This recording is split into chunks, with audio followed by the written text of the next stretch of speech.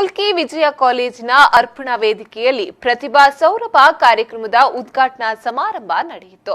ಪುನರೂರು ಪ್ರತಿಷ್ಠಾನದ ಮತ್ತು ಮುಲ್ಕಿ ಜನ ವಿಕಾಸ ಸಮಿತಿಯ ಆಶ್ರಯದಲ್ಲಿ ಪ್ರೌಢಶಾಲಾ ಮಕ್ಕಳ ಪ್ರತಿಭೆಗಳನ್ನು ಗುರುತಿಸಿ ಪ್ರೋತ್ಸಾಹಿಸುವ ಸಲುವಾಗಿ ನಡೆದ ಪ್ರತಿಭಾ ಸೌರಭ 2018 ಕಾರ್ಯಕ್ರಮದ ಉದ್ಘಾಟನೆಯನ್ನ ಅಂಕಣಗಾರರಾದ ಜಿತೇಂದ್ರ ಕುಂದೇಶ್ವರ್ ಅವರು ನೆರವೇರಿಸಿದರು. ಬಳಿಕ ಮಾತನಾಡಿದ ಅವರು, ಮಕ್ಕಳು ಮುಂದಿನ ದೇಶವನ್ನ ಕಟ್ಟುವ ಪ್ರಜೆಗಳಾಗಿದ್ದಾರೆ ಎಂದರು.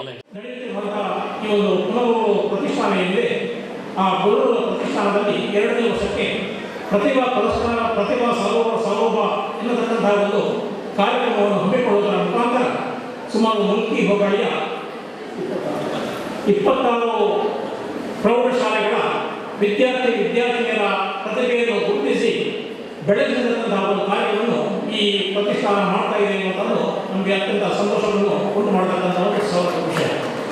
ಇಂಥ ಒಂದು ಈ ಸಂದರ್ಭದಲ್ಲಿ ನಮ್ಮ ಜಿತೇಂದ್ರ ಕುಂದೇಶ್ವರ್ ಅವರು ಹೇಳಿದಾಗೆ ನಮ್ಮ ಮಕ್ಕಳು ನಮ್ಮ ದೇಶದ ಮುಂದಿನ ಸತ್ಪ್ರಜೆಗಳು.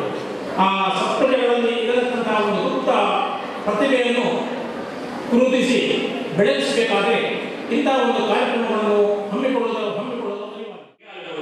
ಹೆಚ್ಚಿನ ಬಹುತೇಕ ಹಳ್ಳಿಗಳಿಂದ ಬಂದವರು ಅಥವಾ ಬಡ ಕುಟುಂಬದಿಂದ ಈ ಕಡಲ ತೀರದಿಂದ ಬಂದವರು. ಉದಾಹರಣೆಗೆ ನಮ್ಮ ಶ್ರೇಷ್ಠರಾದಂತಹ ಅಬ್ದುಲ್ ಕಲಾಂ ಅವರು ಕೂಡ ಬಡತನದಲ್ಲಿ ಕಷ್ಟದಲ್ಲಿ ತೀರಾ ಹಳ್ಳಿಯಲ್ಲಿ ಹುಟ್ಟಿ ಬೆಳೆದು ಬಂದವರು. ಅಂದರೆ ನಗರದಲ್ಲಿರುವವರು ಪ್ರತಿಭೆ ಇದ್ದದ್ದು ಅಂತಲ್ಲ, ತುಂಬ ಚೆಂದ ಇರ್ತದೆ, ಅವರ ಕಾರ್ಯಕ್ರಮಗಳು ಕೂಡ ಚೆಂದ ಆಗ್ತದೆ. ಅದು ಒಂಥರ ಸಿದ್ಧ ಮಾದರಿ ಮುಗಿಲು ಹೇಳ್ತಾರಲ್ಲ. ಆದರೆ ಹಳ್ಳಿಗಳಲ್ಲಿರುವಂತಹ ವಿದ್ಯಾರ್ಥಿಗಳು ಅಥವಾ ಪ್ರತಿಭೆಗಳು ಅದು ಉಳಿಯ ಕೆತ್ತನೆಗಳಿಂದ ಅದು ಸರಿಯಾಗಿ ಪೆಟ್ಟು ಬಿದ್ದು ಒಂದು ಸುಂದರ ಮೂರ್ತಿ ಆಗ್ತದೆ. ಶ್ರೀ ಕ್ಷೇತ್ರ ಬಪ್ಪನಾಡು ಶ್ರೀ ದುರ್ಗಾ ಪರಮೇಶ್ವರಿ ದೇವಳದ ಅನುವಂಶಿಕ ಮುಕ್ತೇಸರ ದುಗ್ಗಣ್ಣ ಸಾವಂತರು ಮುಖ್ಯ ಅತಿಥಿಯಾಗಿ ಶುಭ ಹಾರೈಸಿದ್ರು. ಈ ಸಂದರ್ಭ ಮುಲ್ಕಿ ವಿಜಯ ಕಾಲೇಜಿನ ಪ್ರಾಂಶುಪಾಲ ಡಾಕ್ಟರ್ ಕೆ ನಾರಾಯಣ್ ಪೂಜಾರಿ, ಪುನರೂರು ಪ್ರತಿಷ್ಠಾನದ ಗೌರವಾಧ್ಯಕ್ಷೆ HK ಉಷಾರಾಣಿ ಮೊದಲಾದವರು ಉಪಸ್ಥಿತರಿದ್ದರು.